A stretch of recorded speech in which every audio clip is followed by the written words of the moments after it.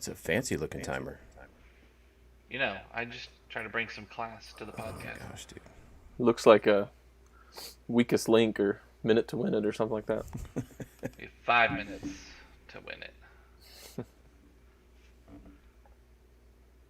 All right.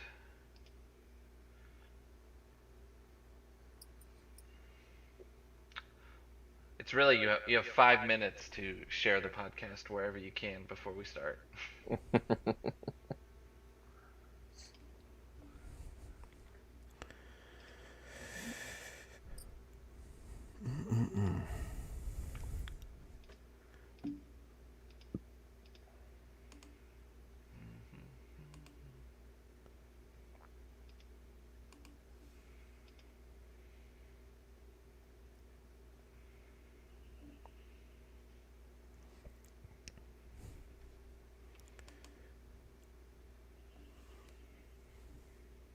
Which means if I don't fix this in 3.5 minutes, I have to deal with this echo.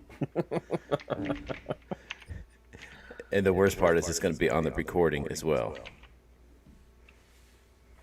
Actually, I wonder if it's actually recording the echo or if I just have to deal with it. Do you hear it, I don't Josh? know. I hear the echo. I don't hear your echo. What? That's unreal.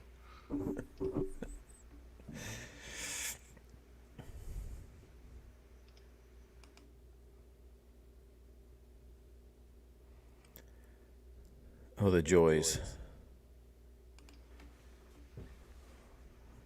Who has time for a hard restart also, right? Host has Well- muted your mic. That's when I signed on and it told me I was going to have to download software. I was like, oh crap, is this going to be one of those 30-minute downloads or 30-second downloads? Luckily, I think it's just a plug-in, yeah. luckily it was fast. Snow in Colorado, that's crazy. My guess is that that's just going to be up in the mountains, that down here in Denver we won't get anything, but they say it's a chance, so. So you're saying there's a chance? There's a chance, that's right. We got snow this past winter. Yeah. It's actually snowed twice since we moved here 6 years ago. I told you I've got relatives in Baton Rouge, right? Yeah, my uncle is at the South. Is it South Baton Rouge? Is that one of the other churches? Scotty Lee. I don't know if you've come across him. He helps run the Camp Smiling Acres. Mm-hmm. I played disc golf with him a few weeks ago. Yeah, he's my uncle. Is my mic Cool. cool? Can you hear me?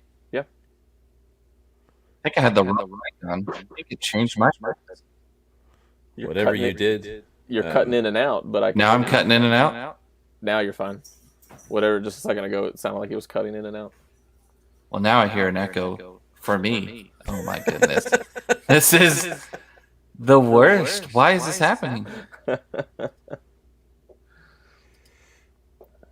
I taught a class at NCYM this year, and the only class that had any technical issues was mine.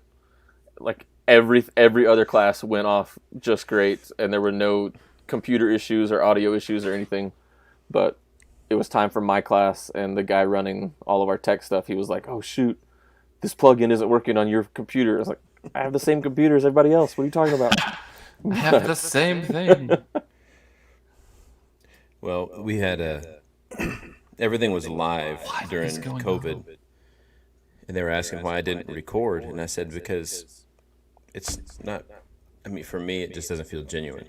Yeah. Like, yeah, but you wouldn't have nearly as many technology issues if you would just record and play it. I was like, yeah, I know. And how disingenuous would that be? Because everything I do never works very well. What kind of ads are running on this? Right, I was podcast? just going to say, nice. Anybody need some bra fat? Hey, man, I got those. Hey, I mean, I saved the link, but I'm not going to look at it right now. Oh, it's good stuff, man. Good stuff. Till we're all growing a beard. A man's face should never be bare. We just want some facial hair. We're anticipating, yeah, everyone's waiting for beer. Well, hey, good morning, everybody. This is Behind the Beards with an echo in the audio, so I'll try to keep my confidence to a minimum. But here on Behind the Beards, we pull the curtain back, take a look behind the scenes, and reveal the things you need to know about the people who are called to lead your churches and your ministries. I'm Josh Fowler, preaching minister in Baton Rouge, Louisiana. Aaron Partlow, my brother from Longview, Texas, youth minister. And we have joining us today Josh Jones from the University Church of Christ in Denver, Colorado. Josh, what's going on today, man? Not a lot. It's a rainy day in Colorado, and they say there's a chance we may even get some snow. So, fun times for this spring in Colorado. I appreciate you growing a beard just for the podcast. Yeah, started a couple days ago. I just want to make sure I fit in.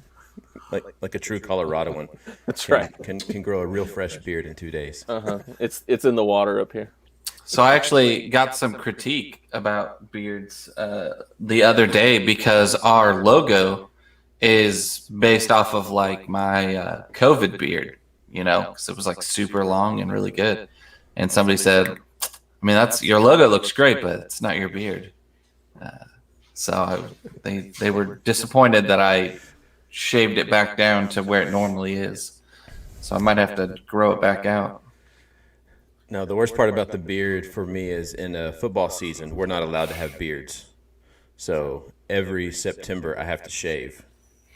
And I look absolutely ridiculous without any facial hair, especially with a bald head. Just doesn't work. So, Josh, you've been at university for what, 17 years? 17 years, just a couple days ago. Celebrated our anniversary here at university. And all as a youth minister? Mm-hmm. Yep, I worked for a few years in Arlington, Texas, as a youth ministry resident with Terry Kitson. Oh, wow. I didn't know that. Yeah, Aaron's former co-worker. Terry was my youth minister growing up. And did not know that either. Yep. After college, I went and worked with him, kind of like a long intern kind of thing, but it was full time, and I basically did that instead of grad school, and then that ended up being almost 3 years, and then my wife and I, the position in Arlington was meant to be not permanent or whatever, and so when it was coming time for that to wrap up, we started looking around for different jobs, and I had a friend that was going here at university, and he told me they were looking for a youth minister, and we thought, hey, Denver sounds cool, let's go visit, and interviewed, and a few months later they offered us the job, so we moved on up here. So yeah, it's been 17 years all as the youth minister at one church. You know, you hear about preachers often lasting a long time. Say often. Most of the time, if you hear about a long tenured minister, it's usually in the preaching position. Although most of the time we last 3 to 5 years. You really don't hear that very often in youth ministry. So that's really cool. You like Colorado? We do. 17 years, you have to, right? We got used to it. The first year we lived here, so we moved in May, and the first winter we had about a blizzard that had about 3 feet of snow, and we were living in an apartment, and my wife was actually working at a residential treatment center for a children's home, and she actually got snowed in and stuck at work, and I was at home in the apartment. Wow. And so for like 2 days I'm just hanging out at the apartment by myself. She's at work. She got a lot of overtime, which was great, but somebody called us to check in, make sure we were doing okay, and I was like, I'm doing fine, but my wife is at work and has been there for 72 hours or whatever, because I had a rear wheel drive car that I couldn't get out of the parking lot. So this other family came and picked me up, and we drove and picked up my wife and quote rescued her from her work. From work. But so that threw us into Colorado weather pretty quickly. But we like it enough. Like, yeah, obviously we've been here 17 years, so yeah. That's crazy. So is there like I'm just curious if there's like blizzard weather or whatever, does that go into your like prep for youth ministry activities and things like that? You're like, oh, there's only 12 feet of snow, we can still do it. Yeah, we basically from anywhere from the end of November till about April, all of your events have to have a backup plan of, hey, if there's a snowstorm, we won't do this, or that kind of deal. So obviously this last year we were just like, well, we'll just hop on Zoom. But hopefully that's all coming to an end soon. But that made it, I guess, a little bit easier to go with backup plans. But yeah, basically half the year we have to assume that something might get snowed out. There was one year that it snowed every Saturday night for like 7 or 8 weeks in a row. And so it just really messed with our Sunday morning attendance for class and things like that. So it was like the Monday through Friday would be fine. And then all of a sudden, Saturday night, we'd get a foot of snow. And our attendance would be cut down to half because people didn't want to get up and drive in it or whatever. Yeah, you mentioned Zoom. Like, how can something be the best and the worst at the same time, We really enjoyed Zoom for like 2 weeks. It was fun and exciting. And then it was like, nope, we're done with this. Nobody wanted to do it anymore. So True that. I saw a funny short video. It was like, those old videos of people last day of school and they've thrown all their papers down the stairs. And it was like the last day of Zoom. And everyone's throwing all these tablets and computers up in the air. And that is definitely the way that all youth ministers feel. I don't know if there's another youth minister out there who's like, yeah, we're doing Zoom again. No. The introvert. Yeah. I think even the introverts are tired of Zoom at this point. You have to be too extroverted to use it well. We're going to have to start having attendance rosters that just have black screens on them. This is Jacob. Well, as we kind of set the stage for talking about some longevity, this short lifespan of ministers is something that, if we're going to really reach the community as a church and as the community around us, short lifespans of ministers is a detriment to that. So what are some things you think contribute to that short lifespan of ministers? Yeah, the last time I looked at any kind of average or whatever, I think it was, especially for youth ministers, that we have an average of being at one church for maybe 2 years to 2.5 years. I feel like that has probably gone up a little bit over the last few years because, I know I have a lot of friends who are staying at their places a little bit longer than maybe 15 years ago. But still, I wouldn't think the average would be higher than 3 years or so at one church. Some things that I think, I don't know, help that longevity. And I guess when I'm talking about longevity, I'm talking about like at one place. Obviously, I know a lot of youth ministers that have been in youth ministry for a long time, but they've been at 3 or 4 different churches over their career. I think what contributes to the short lifespan or short tenure, I guess, the biggest one I think is burnout.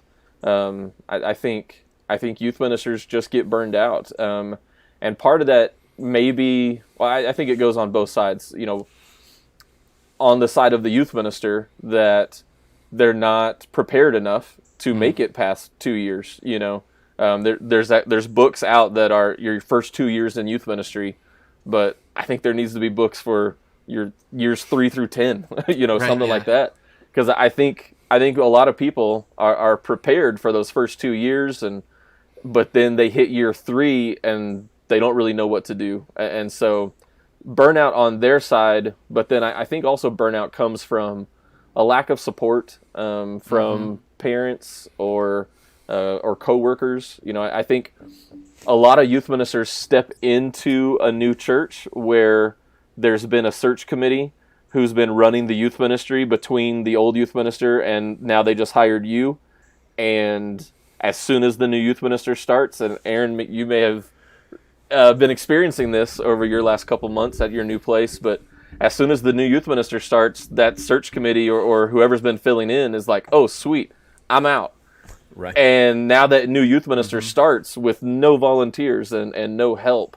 And so I think that contributes a lot to the burnout. So speaking to that point, when we took the job at Central, you just described exactly what happened.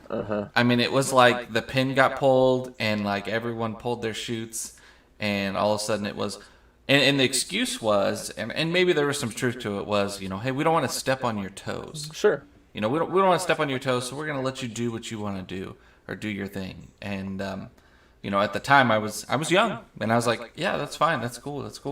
Now when I took this job here, we came down to look at houses before we moved down, and the children's minister and her husband, who'd been running the youth ministry, got all the volunteers who'd been volunteering, because they'd never really actually met us because of COVID. The interviewing process was really different. So anyway, we went down there, and all of them, they're there, and they're like, yeah, and we want you to just kind of run things, and it'll be okay. And I started hearing the same language, and I actually stopped people in their mid-conversation, and I said, hey, you guys are absolutely not allowed to stop doing what you're doing when I get here. Yeah. I said, in turn, I want to come and I want to share some of my ideas. I want you to share your ideas, what you guys been doing, and let's find this path and continue this ministry. I said, I will lead if you want me to lead. I mean, that's kind of what you hired me to do. Yeah. But you're not allowed to leave or stop. I had a friend who started at a new place, and he said, give these volunteers who've been running things for, they were going through a long process, so it had been almost a year.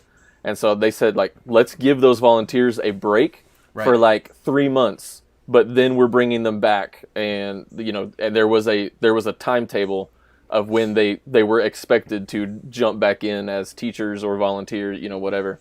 To make sure that kind of thing did not happen. Yeah, it was, I was like, I'm not going to go through that again, because there's quite a different size difference between Central and here. And I was like, okay, if we're going to be a larger youth group, then no, I'm going to need these volunteers and these helps, especially with the language of, hey, we want really 2 separate ministries, a junior high and a high school, with mixing not nearly as much, and I said, okay, well, I can't teach 2 classes at the same time. Right. I don't know if you guys know that, but we could do Zoom, Yeah. I guess, and you could, so it was funny. Well, one of the things that you mentioned there was the material doesn't prepare or assume longevity. Like there is all of this assistance on how do you begin, what do you do at the beginning, because it's almost like we just like, well, this isn't really a long-term position.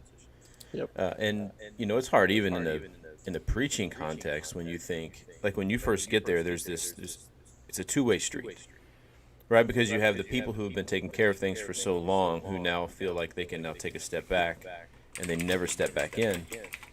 And at the same time, you have a minister who has all these ideas and a new place, a new context, a new palette where all of my tools are now at disposal.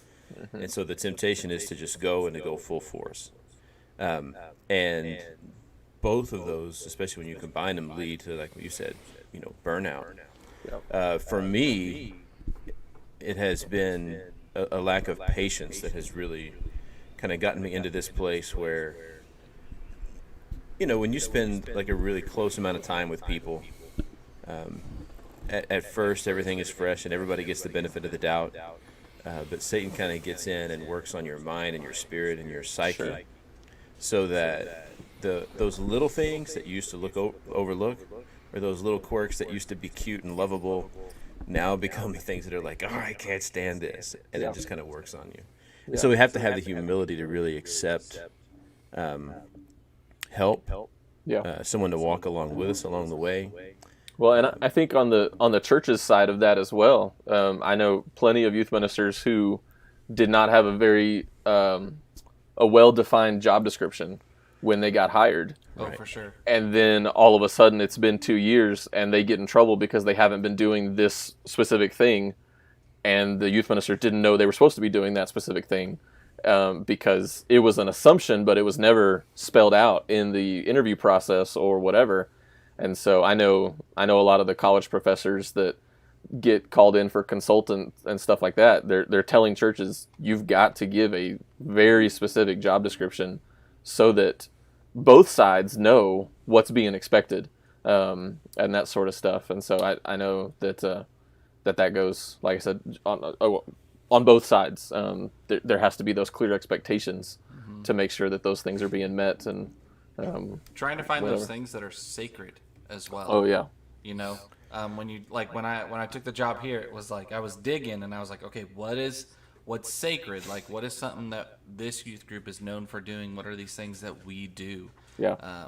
You know, because I don't want to come in and just like change all that. So Yeah. you know, Senior Sunday, like I started right before Senior Sunday. My first day was Senior Sunday with these That two is- kids that I didn't know, and they wanted me to say stuff about them, and I was like, I don't know these kids. What do I just met them 5 minutes ago. I barely know their name. You seem very dedicated. You're here today, so you've attended 100% of my events. Right? Yeah. What are some of the real benefits, though, once you've been there for a while and you've gotten past that newness? What are some of the real benefits of tenured ministry? Yeah. I mean, trust is the biggest one that I thought of, and that from the parents, from the church leadership, elders, there's just so much more trust when you've been at a place for a long time, and even if, and that doesn't mean that they don't think you're going to make any mistakes, but they know. It sounds weird, but like they know your mistakes aren't intentional. Like they know it's just a mistake, and that, at least with me, like they know I'm going to do whatever I can to fix the mistake as quickly as possible, something like that. And so, I mean, for an example, like my elders, when I'm hiring interns, they don't even really need to check with me about who I'm going to hire. They trust that I'm going to hire these college students. One, like, I want good interns, so they know that I'm going to hire someone good, and that sort of deal. So they're not even part of the interview process or anything like that. Like, I tell them before I offer the job, but that's really all that they ask of me. I don't have to share with them any kind of, I don't know, background about these interns, or, make sure it's okay about this. They just let me run with it. And so that's one of those things that they trust me with. Parents, even brand new parents to the youth ministry. I've been around here. I mean, I've been the youth minister longer than most of my youth group kids have been alive. So I've known most of them since they were born, and so I mean, and the parents have known me that whole time, even before they were youth group parents. And we're getting to the point where a lot of the youth group parents are my peers, and that sort of stuff. So that makes it's a different dynamic for sure, but there is a lot of trust where they're not worried about what I'm going to be teaching in class, or they're not worried about what kind of activity I'm going to take the kids out on, or safety on a trip or something like that. They know me, and they know that I'm gonna. Those are priorities to me and all that kind of stuff. So there's not any kind of worry there. So I think that helps. Especially with our really younger kids getting involved quicker, because they don't have to get to know me. They already know me. They see me around church. That's a big benefit. My oldest is one of our new sixth graders over this summer, and so that's going to be a really weird dynamic for me to get used to. But she and her friends, like her friends, all know me because I'm Addie's dad. They don't quite know me as the youth minister yet, but they know me because I've been hanging out with them for 11 years now, Right. and that kind of stuff. So there's lots of benefits that way. But I mean, most of it comes down to trust. I think it's they've just seen the youth ministry, and they see what I've been doing. They see me on senior Sundays. They see me, especially during COVID. I've been doing the welcome every single Sunday for when we were doing just recorded worships, and now even that we're live, I'm still the one up every single Sunday doing our welcome. And so the church is just a lot more comfortable with me. I'm not just the youth minister. I'm not just the one hanging out with teens, but I'm in there. They see me as a church leader, I guess, more than just a student minister. Well, and I feel like Alan sums it up really well. You're just a stand-up guy. I'm literally standing up at my desk. So there you go. Thanks, Alan, for that. Yeah, trust is such a key issue. I think I read in a Barna study one time that it takes about 5 years to gain a church's trust. Mm-hmm. Right. And when we're moving to another context as ministers within that 5-year frame, we're never really getting to a place where we're able to do ministry. Right. And it's almost like, even if your stories are all the same, even if so much is kind of on repeat after that point, because you set this expectation, you really get a chance to actually minister to people instead of just being an event coordinator. Mm-hmm. And that's a really big hurdle to overcome. Yeah. To talk about, like, are we really doing ministry, or are we just being event coordinators? Event coordinators, right. Well, and I think, like I said, like with me knowing these kids their entire lives, I know them, I know their families, I know things that their families went through 10 years ago, or stuff like that. I know who's lost family members and who has dealt with cancer and who whatever. And so when we're having discussions, I can see different kids kind of light up when I'm talking about a certain topic, and I know why they're thinking that, and I can even tell them, oh yeah, like your aunt so and so or whatever, and they're always like, oh yeah, you know them, and it's not because I've heard their stories from someone else, but I've been here and I saw their family go through those things, Right. that kind of deal. So I think that helps a lot with the relationship building, obviously. And maybe one of the benefits of tenured ministry is also one of the keys. That the benefit is you have this great trust from the church, but along the way, you've got to be building that trust, and earning that trust, Right. Yeah. in order to get to that place. So, one of the hard things is keeping things fresh, right? Yes, for sure. When everybody's seen and heard all of your jokes, all of your stories, all of your lessons, and this is good for anybody. Yeah. Right, because we don't all have 5 to 10 years worth of material stored up. How do you keep things fresh, particularly when you've been somewhere for 10, 15, 20 years? Yeah. That's the biggest challenge for me. And I'm working on 6 years here. Right.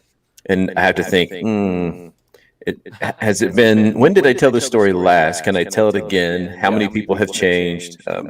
Yeah.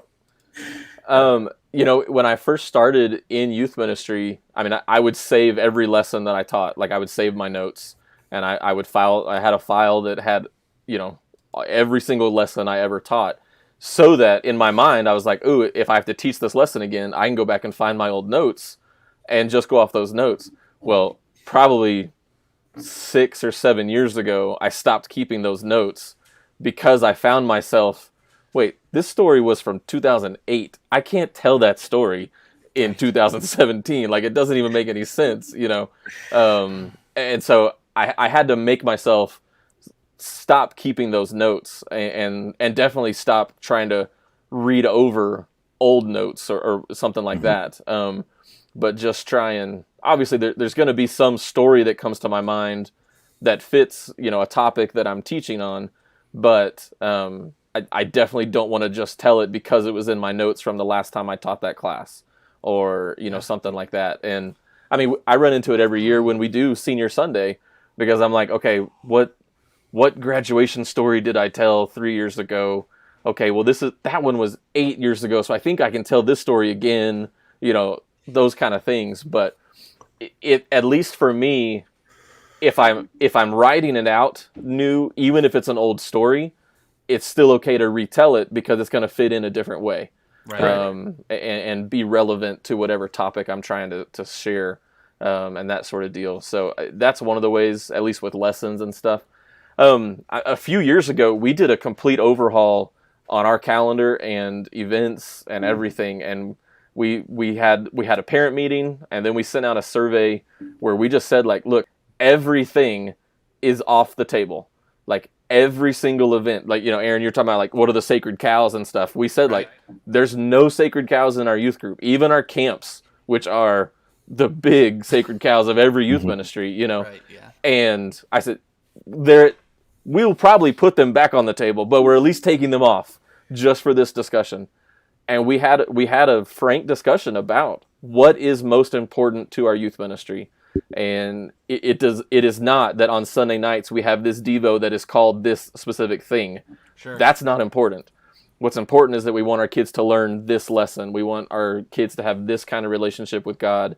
Okay, what events are helping that? And let's be honest, what events are not helping that relationship grow? And we took off probably a third of the events that we had been doing, and we took them off the calendar and we didn't schedule them, and we added in some new things, and some of those things did not work, and we added in some of the old things that we took off. We ended up putting them back on a little while later, but I think that was good for our parents and our teens, just to understand that this isn't just a cookie cutter, every summer is going to be the exact same, every school year, every third Friday of September is always going to be this, Right. That's just not going to happen. Let's do what works, but let's be honest about, this has grown stale. This is not connecting like it did 15 years ago, whatever. That makes me really think a little bit about this whole idea of, okay, if we have youth ministers who rotate like 3 or 4 years, and maybe you've done that once in 17 years, kind of like where you did that. Yeah. And now that you've done it once, is that something that you would like? This is kind of a healthy thing to do, like every 3-4 years. Let's put everything on the table and take it all off, and we can put some stuff back on and take it off. Would that help some of our youth ministers be like, okay, hey, these are some things. I mean, I think some of our churches need to do this, right? Like when a ministry needs to die, and that's okay for it to die, and for us to like refocus or do something else, because there's only so much you can add until there's no room to add anything, and if we can't add anything. When I was thinking through that question, and I said we did that a few years ago. Mm-hmm. As I'm really thinking about it, I think it was like 7 or 8 years ago, and so I started thinking, like, I probably should do that again. It's probably time, especially coming out of COVID and coming out of this year of online stuff. I mean, I think every youth ministry, no matter how long you've been at your church, I think now is a great time to really look at an overhaul of reassess. Yeah. What can we change? What did we notice that we've really missed this last year? And what if we noticed that maybe hasn't been that big of a deal, and we could do without it to replace it with something that we think is more beneficial? So, I will say that is a bonus of walking into a job like at the end of COVID here. Sure. Because we had COVID, and then they didn't have a youth minister like right before that. So it's like, hey, we're going to have a Devo where we, throw tissue paper in the air. Oh, I'm in. Let's do it. That sounds amazing. It could be and they all bring 5 friends. That's right. And all the kids are like super stoked and excited. So feels good. Well, I have a 1 page of sermon notes. And like you said, I used to keep everything. Yeah. I mean, I still have journals from all of the years I preached at this little nursing home in Oklahoma City. But now, every Monday when I restart the sermon for the next week, I overwrite my notes. Because it forces me to do 2 things. Number one, I went back and looked at some of my old notes, and I realized, man, I hope I've grown since then. This was a terrible lesson. What did I say? Yeah. And all these people really encouraged me afterwards. They are so kind, because that was not very good, and sometimes not even very accurate. But also, every time I come, it forces me to wrestle with that lesson, like fresh, like it's the first time. Yeah. And I think that helps where it's not just kind of a repeat. Yeah.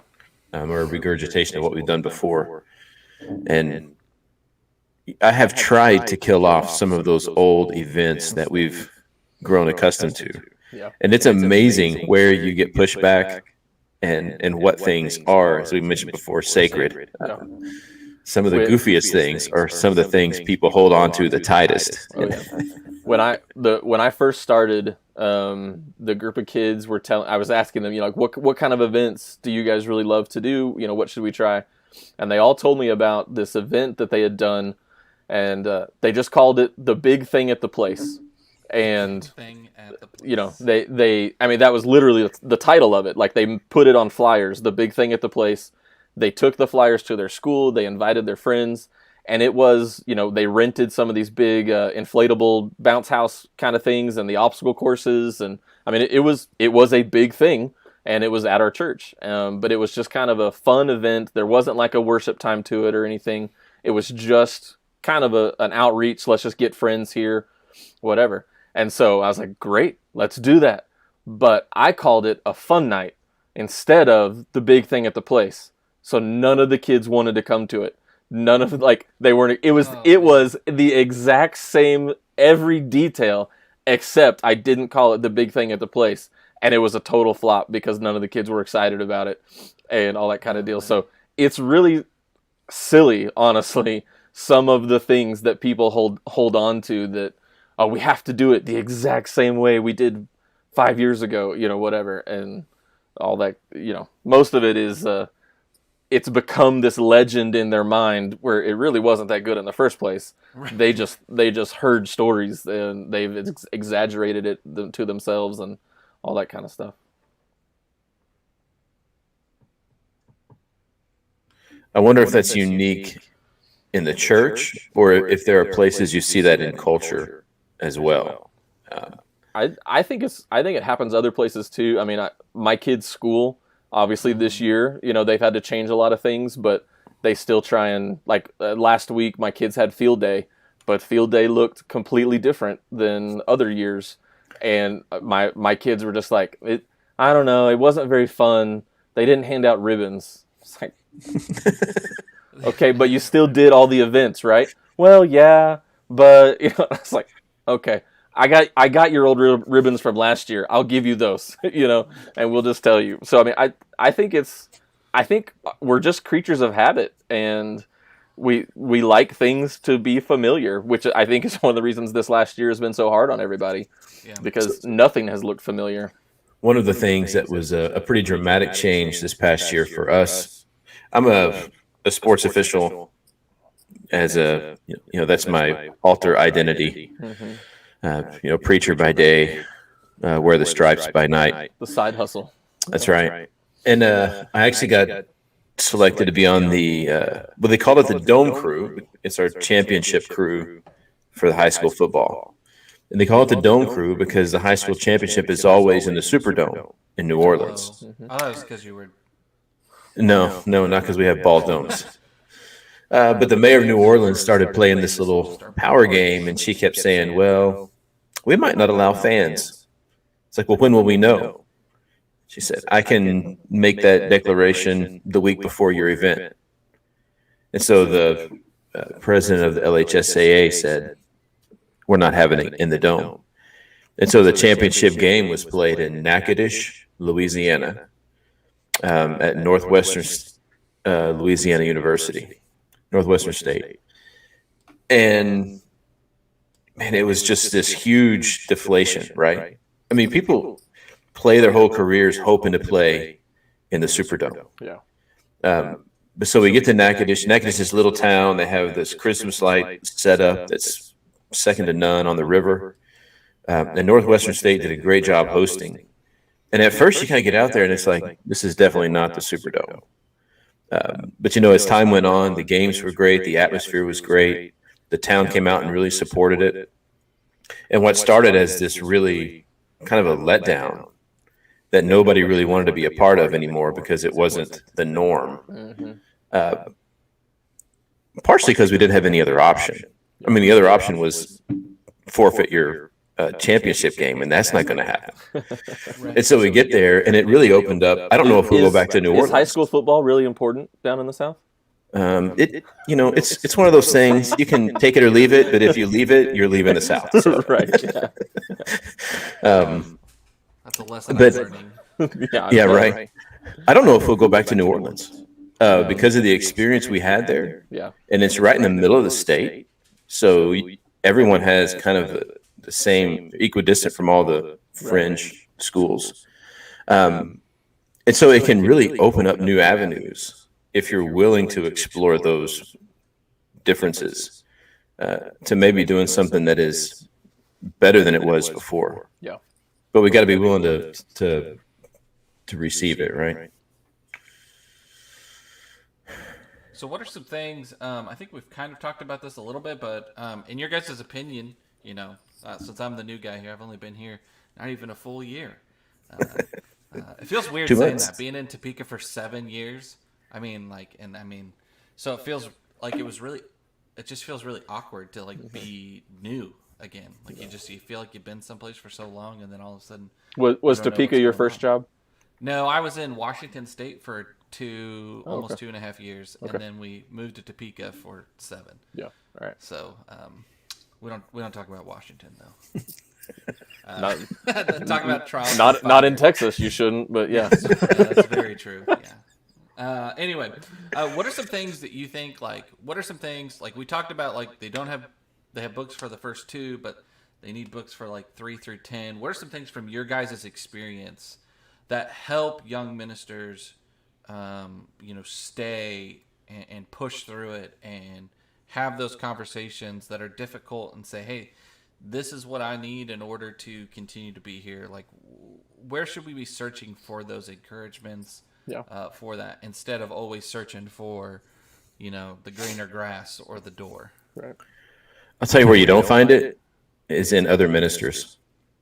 And I say that kind of tongue in cheek, but we've all been burned so many times that sometimes when you go to another minister for encouragement, you get that happened to me, and I'm just going to join you in your frustration.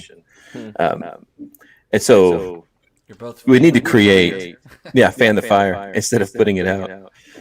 As ministers, we need to be better for one another at being sources of support and encouragement, and not someone that's kind of going to pile on the frustration.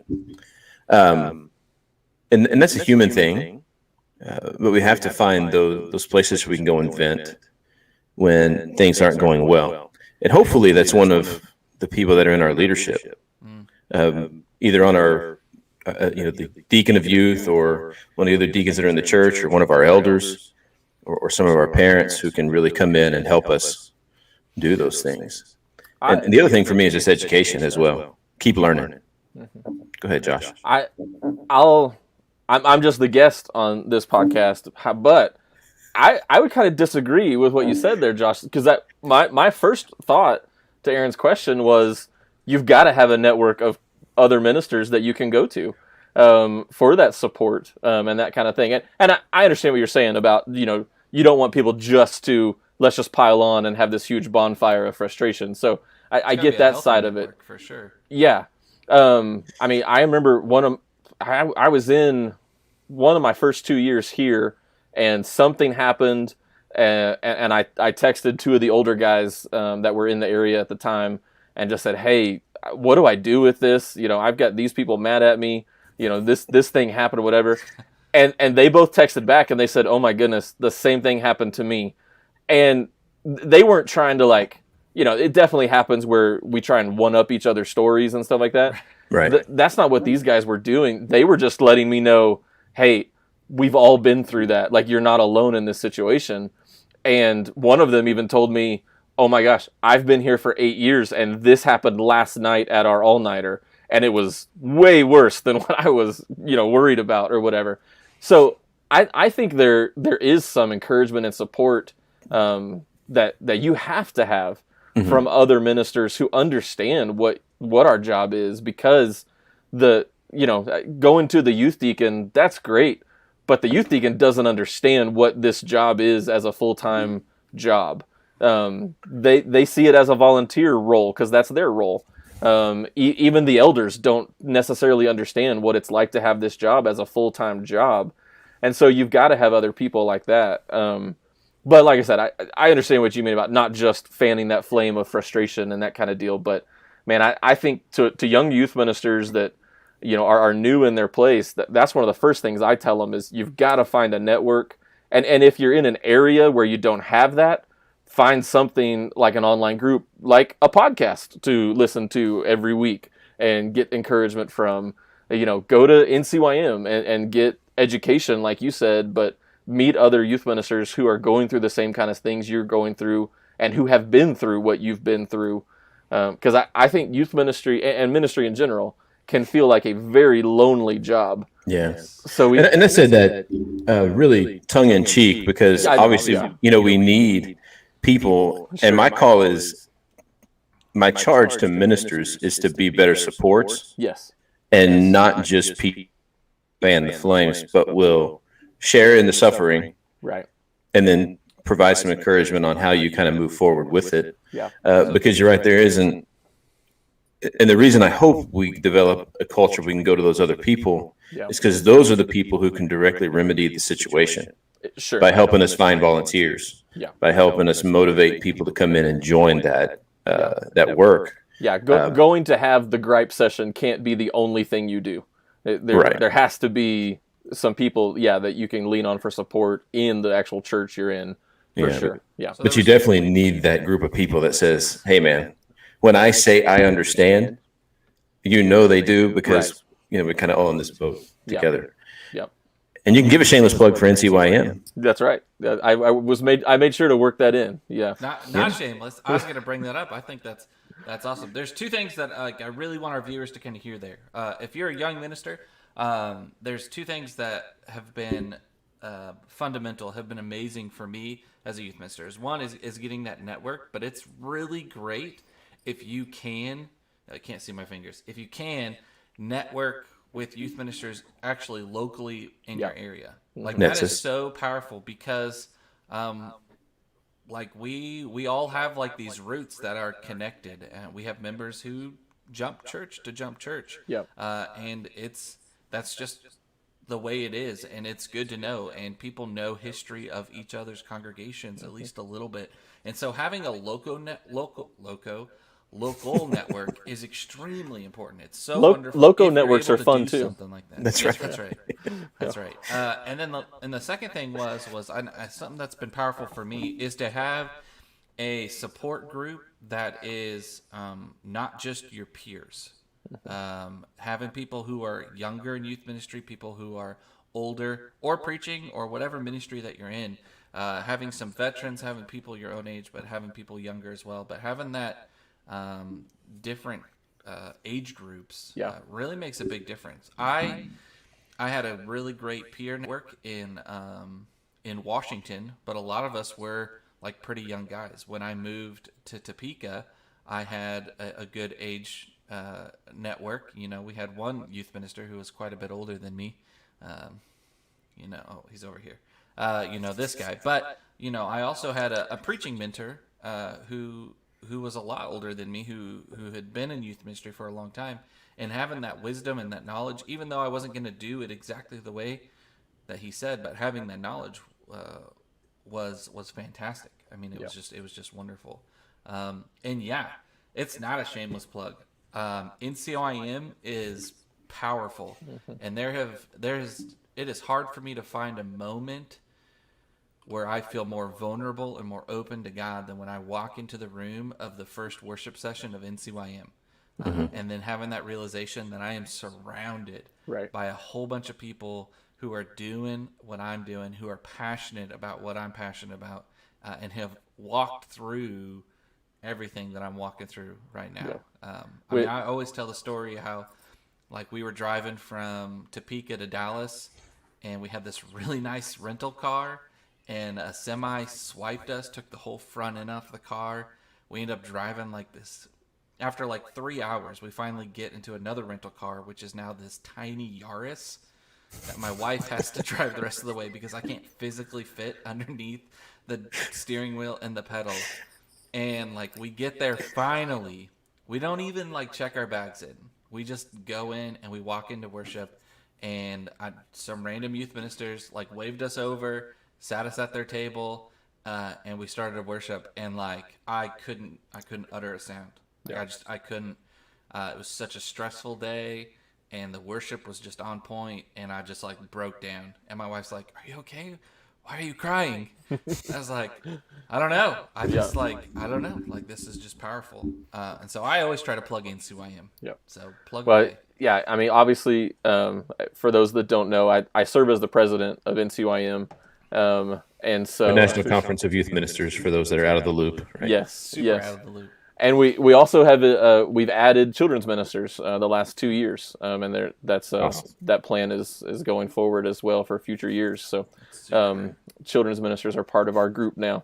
But this year, when we met in January in Daytona Beach, after all of it, I mean, that was the first live event for many of us that we had been to in 10 months, and there were many people who were like, I mean, shedding tears in worship, and it was just because everyone in that room knew what this last year had been like for youth ministers and children's ministers, and it was just good to be with our people.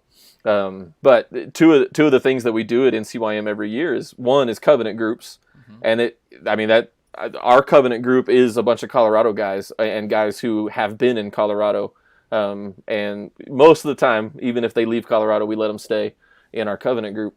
But we do trips throughout the year. I mean, obviously we're here, and so we go on a camp out at the end of every summer where we do some of that venting that we were talking about, but we also just do, man, what was great about the summer? What are you looking forward to for the school year? And it's just some support. But those groups can be formed at NCYM.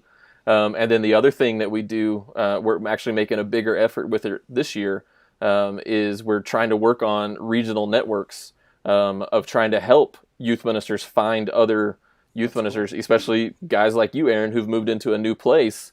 Here's a place you can go to find out who else is in your area, and who's been there for a long time, and people who can kind of introduce you to others.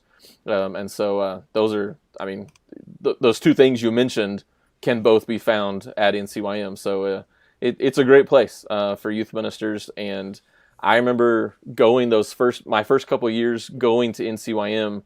I mean, I grew up, I've known that I wanted to be a youth minister since I was in 5th grade. And it was just obvious to me that was going to be the most fun job because I could eat pizza and play laser tag all the time, and oh man, all-nighters are going to be awesome. And now I'm like, one a year, that's it, never again, whatever. But I mean, I had older youth ministry mentors that I knew from camp and stuff like that. And I think one of the reasons that I have been able to stay at one place for so long is because the guys that I had as mentors were guys that stayed at one church for a long time. Right. Tim Henderson out in the Tyler area, Rick McCall down in Austin, people like that. I grew up, those were the guys, the camp teachers and speakers, and those were my examples for youth ministry. So when I got my job, it was really funny. My wife and I, we told each other, we're going to make ourselves stay here in Denver for 3 years because I don't want to be the kind of youth minister that jumps around to the next bigger church and, whatever. Well, now it's been 17 years and we're still here, and that doesn't mean that leaving hasn't crossed our minds at some time, right, and stuff like that. But I think having those older mentors, like you said, Aaron, I think that has really helped me shape my youth ministry to one that I see the benefits of a long tenure. I see the benefits of relationships that have grown over more than 10 years. And when I've been given opportunities to even think about going to another place, man, do I really want to start over? I don't have my notes anymore of old lessons. What am I going to do?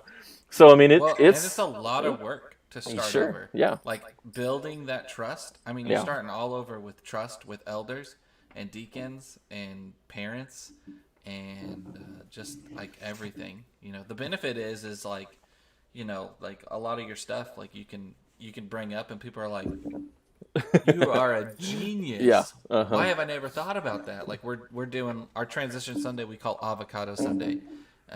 You know, and I make guacamole with the kids, and the whole idea is like, in order to make the best guacamole, you have to have fresh avocados. And when we transition new 6th graders into our youth group, there are fresh avocados. They keep us going strong. You know, it's such a silly, dumb idea. Yeah. Like, let's be honest. But you know, here they're just like, "Oh, you're a genius. That'll be amazing." You know, but is that worth like all the work of having to rebuild all your trust, rebuild all your networks, rebuild all your email lists? Oof. Yeah. That's a big one you don't think about. So, Josh, It's good stuff. It's definitely a place we need to grow. So, what's our behind the beards moment when you think about longevity in ministry and both Joshes? That's like a dual question. We like to talk about like, what is something that if you're not in ministry, if you're just a member at a church, what is something that would be really healthy and helpful for them to know about longevity and keeping your youth minister, your preacher, something that they can bring to benefit to that would be really helpful for them to know? I would say advocate for your minister and every minister at your church to get a sabbatical. You know, I got one about 6 years ago, and it was because some of the members here knew about other churches that were doing them, and they went to my elders and said, "Hey, we really need to let Josh have a sabbatical," and it wouldn't have happened otherwise if those people wouldn't have gone and kind of fought for me to have that time off. But I know a lot of churches that they just have it built in to their church staff policies or whatever, that every 6 years every minister gets a sabbatical for 2 months or whatever it is, and it's a huge benefit to the church because your minister comes back fresh and has those new ideas and is rejuvenated by the Spirit and is ready to go. It's not just 2 months of vacation. It is refreshing and renewal for many more years of ministry. And so that's what I would tell people is go advocate for your ministers to be able to get a time of sabbatical. I agree. Yeah, It's the only way to keep it fresh. That's great. That was like such a good answer. Sorry, Josh, you can't top that. So I don't need it. No. that was good. Any last closing remarks? They're yours. All right. Hey, we want to thank you guys for being here today. Josh, we thank you for being here and being on the show. We also want to remind our viewers of something that's very important to our hearts here is Galatians 6:9. Do not grow weary in doing good. This world is messy. This life is messy. Ministry is messy. But let's allow Christ to use us to do something different, do something good in Jesus' name. I'm Aaron, and this is Josh, and this is Josh. And we'll see you next time on Behind the Beards. Till we're all growing a beard. A man's face should never be bare. We just want some facial hair. We're anticipating, yeah, everyone's waiting for a beard.